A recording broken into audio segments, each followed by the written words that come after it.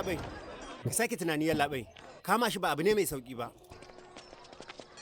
Kai a matsayinka na ɗan sanda, baka ci kunya wannan magana ba, gara ma ka tsaya a nan. Jami'an 'yan sanda 4 sun zo wajenka.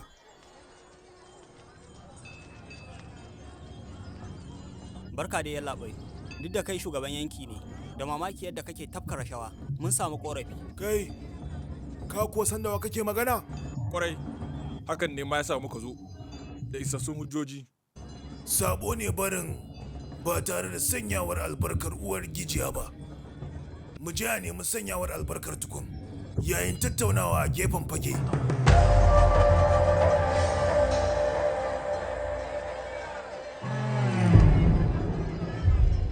Ka taɓa jaraba gano makomar jami'an da suka zo nan kafin kai?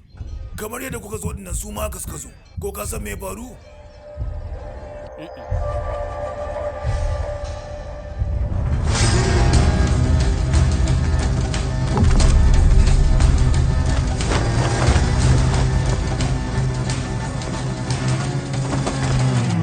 Zuwanka wannan matsayi nuni ne na cewa kana da basira.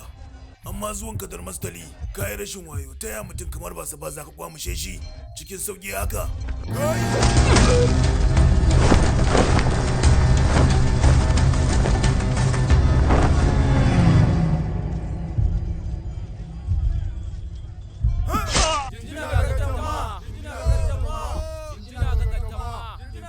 Ina fatan a gida ka sanar da su cewa yau za ka haɗu da uwar gijiya.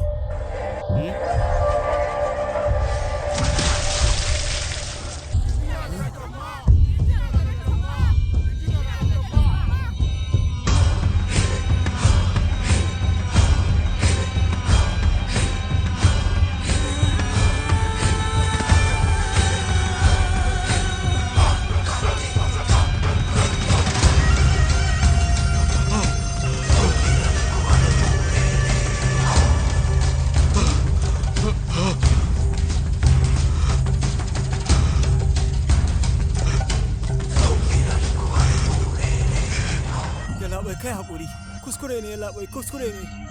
Na roƙe ka.